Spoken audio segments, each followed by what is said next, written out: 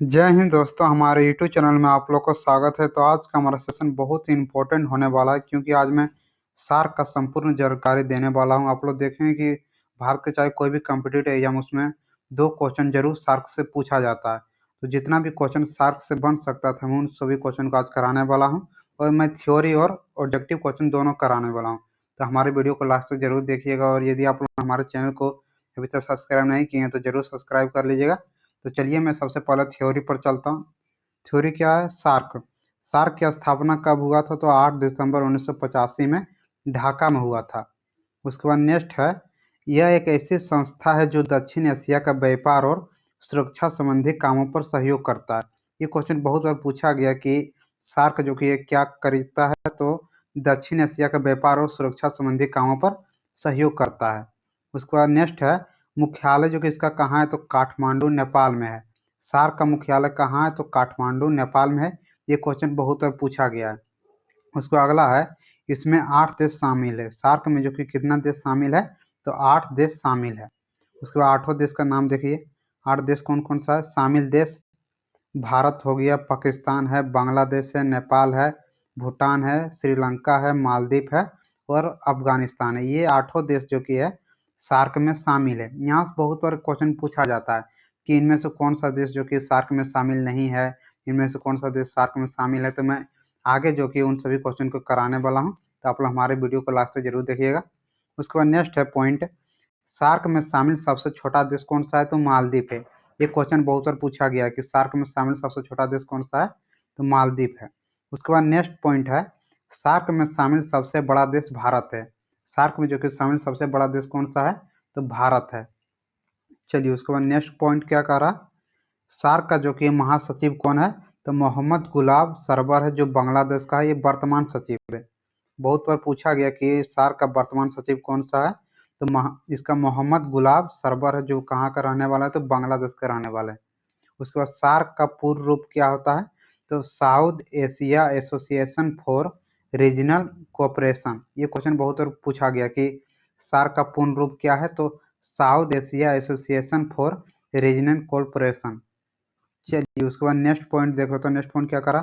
इसका जो कि प्रभार देश कौन कौन सा है? तो भारत और श्रीलंका है। प्रभार का मतलब क्या हुआ कि इसका देखभाल संपूर्ण जो कि कौन करता है? तो भारत और श्रीलंका करता है। उसके बाद नेक्स्ट पॉइंट है, सार्क सदस्यों का मकसद बाहरी देशों के वर्चस्व से बचाना है। जो बाहरी देश जो हमला करता है, तो जिसमें जितना भी सार्क में शामिल देश है उसमें क्या करेगा? तो ये बचाने का कार्य करता है। उसके बाद नेक्स्ट पॉइंट है, सार्क देश सार्क देश जब भी सम्मेलन करता है तो अधिकतम फंडिंग भारत और श्रीलंका करता है। जैसे फंडिंग का मतलब क्या हो कि अधिकतम पैसा जो कि है चंदा के रूप में कौन देता है? तो भारत और श्रीलंका देता है। जब भी सार्क का जो सम्मेलन होता है उसमें सबसे अधिक फंडिंग भारत और श्रीलंका करता है। उसके बाद नेक्स्ट पॉइंट है, इसका थीम क्या रखा गया है? तो आपसी सहयोग और शांति। इसका थीम का मतलब क्या हो कि आपसी सहयोग और शांति मतलब बनाए रखना, लड़ाई झगड़ा नहीं करना है। उसके बाद नेक्स्ट पॉइंट है, सार्क का नया मकसद क्या है? तो सार्क का नया मकसद जो कि है समुद्री सीमा और सुरक्षा को मजबूत करना। ये क्वेश्चन अब की बार पूछा जा सकता है, क्योंकि ये एकदम लेटेस्ट क्वेश्चन है, इसलिए इस क्वेश्चन का आप लोग फिर से एक बार जरूर देख लीजिएगा कि सार्क का नया मकसद क्या है? तो समुद्री सीमा और सुरक्षा को मजबूत करना है। उसको देखिए, सार्क में शामिल अंतिम देश कौन सा है? तो अफगानिस्तान है। ये क्वेश्चन बहुत बार पूछा गया एग्जाम में कि सार्क में शामिल अंतिम देश कौन सा है? तो अफगानिस्तान है। चलिए उससे इससे मिलता जुलता जो कि है ऑब्जेक्टिव क्वेश्चन देख लेता हूँ। जितना भी थ्योरी बन सकता था मैं उन सभी को करवा दिया। तो चलिए इससे मिलता जुलता मैं ऑब्जेक्टिव क्वेश्चन देख लेता हूँ। सबसे पहला ऑब्जेक्टिव क्वेश्चन है, वर्तमान में सार्क संगठन में कितने सदस्य है? तो अभी आप लोग को बताए थे। ऑप्शन ए है 6, ऑप्शन बी है 7, ऑप्शन सी है 8, ऑप्शन डी है 10। तो कितना आ जाएगा? Option number C 8। वर्तमान में सार्क में कितने सदस्य जो कि शामिल है? तो 8 सदस्य। चलिए इसका व्याख्या कुछ देख लेता हूँ। व्याख्या भी मैं लिखा हूँ। व्याख्या क्या करा? सार्क की स्थापना के समय सार्क के 7 सदस्य थे, लेकिन अफगानिस्तान 3 अप्रैल 2007 को इसमें शामिल हो गया।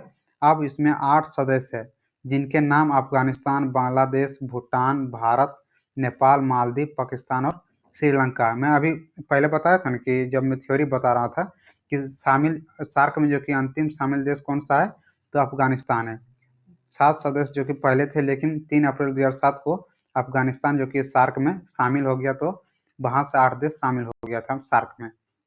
ये क्वेश्चन यहाँ पूछा जाएगा कि अफगानिस्तान जो कि सार्क में कब शामिल हुआ, तो 3 अप्रैल 2007 को हुआ था।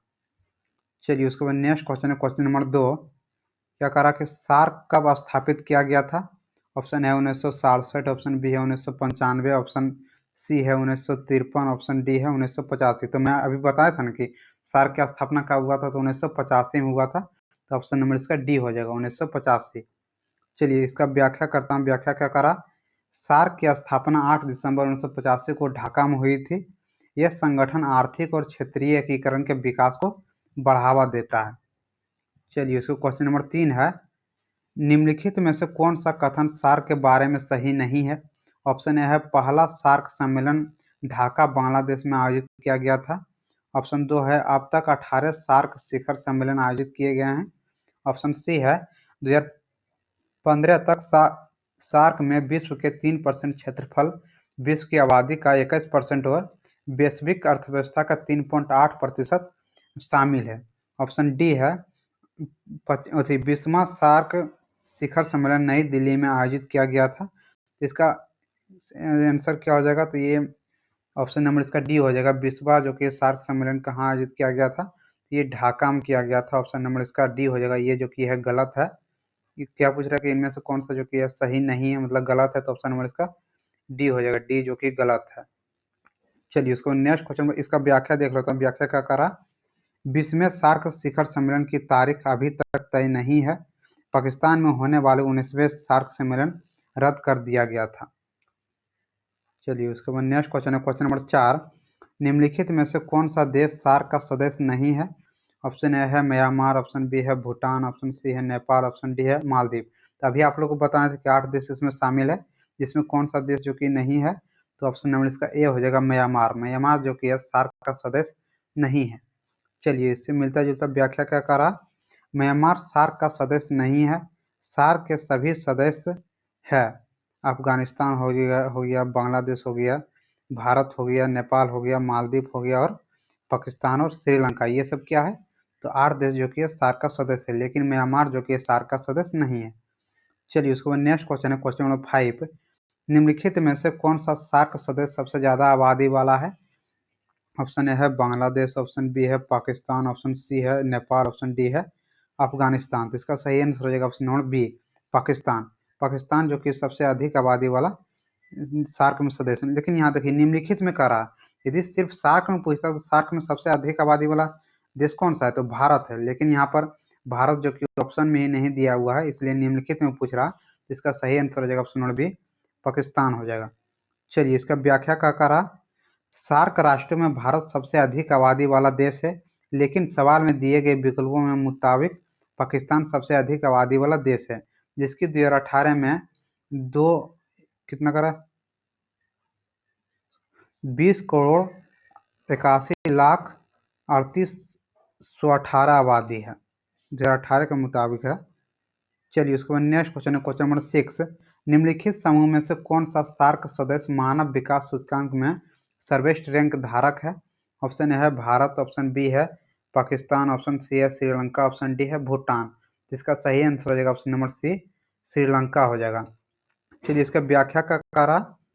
सार्क के सभी सदस्यों की मानव विकास सूचकांक रैंक 100 से ऊपर है, लेकिन श्रीलंका सार्क का एकमात्र सदस्य है जिसमें एचडीआई रैंक 100 से नीचे है। श्रीलंका की एचडीआई रैंक 2018 में 76 है।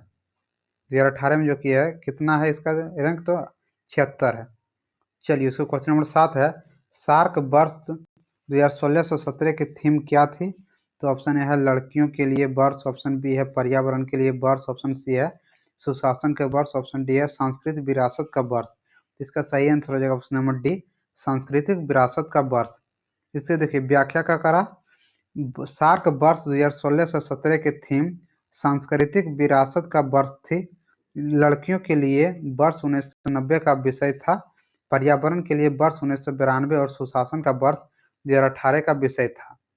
उसके बाद चलिए क्वेश्चन नंबर 8 का रहा, सार्क के वर्तमान महासचिव कौन है? तो अभी आप लोग बताए थे। इसमें जो कि है क्या है, इसमें ये पहला का क्वेश्चन है इसलिए इसमें नहीं दिया हुआ है। तो महासचिव इसका जो कि कौन हो जाएगा, अभी आप लोग बताए थे बांग्लादेश का जो कि रहने वाला है। इसका सही आंसर हो जाएगा ऑप्शन नंबर बी हो जाएगा। चलिए व्याख्या व्याख्या क्या कर रहा है, ये देखिए 2018 का क्वेश्चन है। तो नेक्स्ट क्वेश्चन पर चलता हूँ। सार्क का मुख्यालय कहाँ है? ऑप्शन ए है मनीला, ऑप्शन बी है काठमांडू, ऑप्शन सी है नई दिल्ली, ऑप्शन डी है जकार्ता। तो इसका सही आंसर हो जाएगा ऑप्शन नंबर बी काठमांडू। अभी आप लोग बताए थे थ्योरी जब पढ़ा रहे थे कि सार्क का मुख्यालय कहाँ है, तो काठमांडू में है। चलिए व्याख्या क्या करा। सार्क की स्थापना 8 दिसंबर 1985 को ढाका में हुआ था। आप लोग को पहले बताए थे कि सार्क का स्थापना कब हुआ, तो 8 दिसंबर 1985 को कहाँ हुआ था, तो ढाका में हुआ था। इसका सचिवालय काठमांडू नेपाल में स्थित है।